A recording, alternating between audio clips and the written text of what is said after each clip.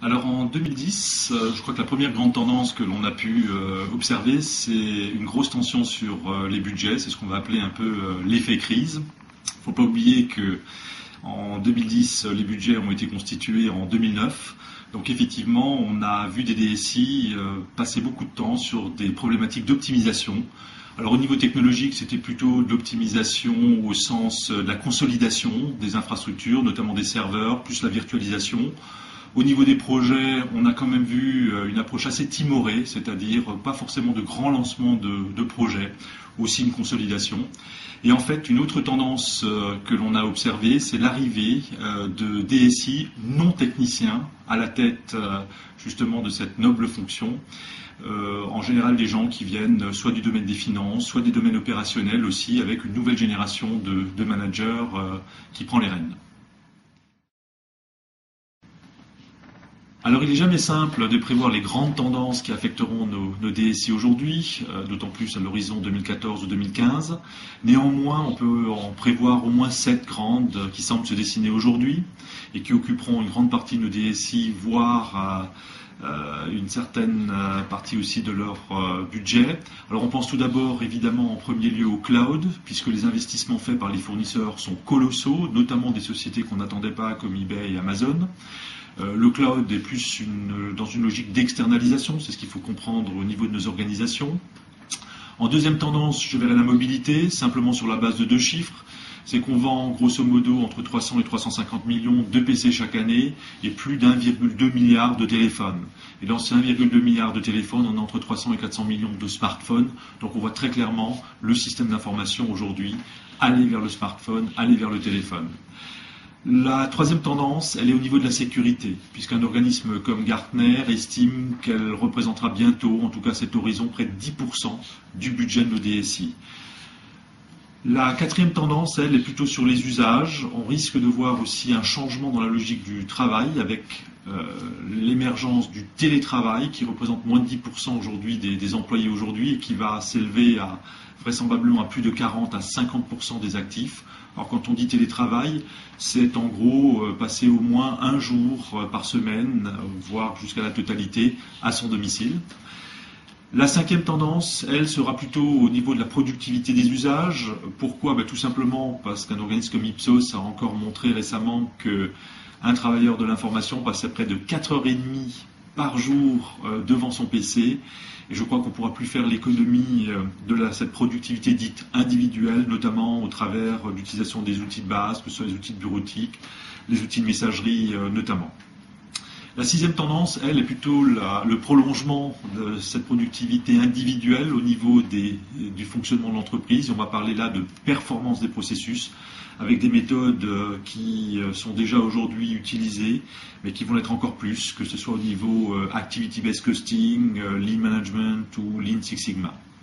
Et enfin, je dirais, c'est le dernier point, last but not least, comme disent nos amis américains, c'est l'innovation. Tout simplement l'innovation au sens de mettre en place de nouveaux modèles de fonctionnement, de nouveaux produits, de nouveaux services.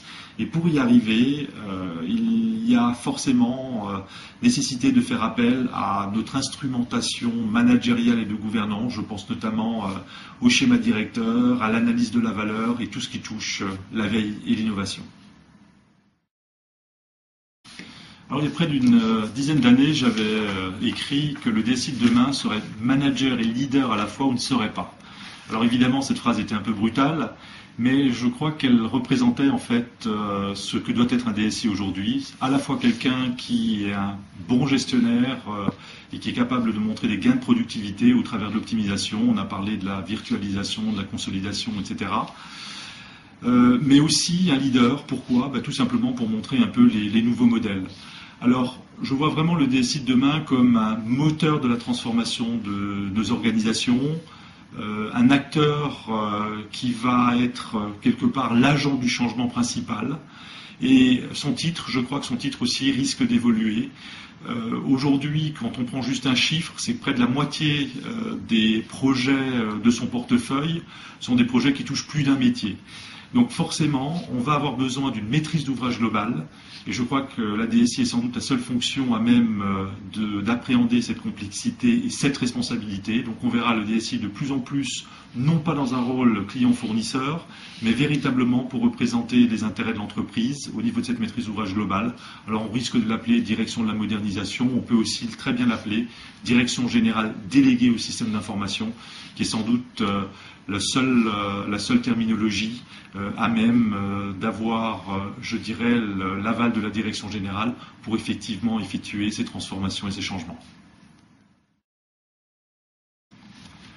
Alors pour cette nouvelle édition d'Horizon Informatique 2014, donc organisée par Comundi, on a vraiment souhaité avoir des témoignages d'entreprises utilisatrices de premier plan qui ont mis en place soit de nouveaux outils, de nouveaux usages ou de nouvelles pratiques managériales. Alors on peut citer juste au passage Areva, une société comme Hoffmann-La Roche, leader d'industrie pharmaceutique, le Conseil général d'Ille-et-Vilaine, l'assureur MMA, le PMU, la Poste, voire aussi les mousquetaires. Donc ce sera effectivement très intéressant au travers de ces témoignages de voir comment ils ont pu mettre en place des solutions, je dirais, innovantes, qui nous éclairent sur un peu ce que sera l'informatique en 2014. Il y aura aussi des interventions de consultants, je dirais déjà très reconnus par la profession, comme Éric Barbry du cabinet Alain Bensoussan, qui nous parlera aussi des nouvelles responsabilités juridiques du DSI, mais aussi Jean-Louis Thomas, qui est l'auteur sans doute d'un des plus grands best-sellers de l'édition informatique en France, avec le livre ERP qui sortira dans sa 6e édition et qui nous parlera lui aussi de la nécessité de bien réussir la gestion du changement, donc nouvelle responsabilité du DSI. Et pour conclure, je dirais que plus que jamais, les DSI ont besoin de sortir la tête de l'eau, de prendre de la hauteur, pour eux, mais aussi et surtout pour leur entreprise. Je crois que c'est à ce prix que la compétitivité de nos organisations se fera, et c'est véritablement l'objectif et la finalité d'Horizon Informatique 2014, de leur donner des idées pour y contribuer.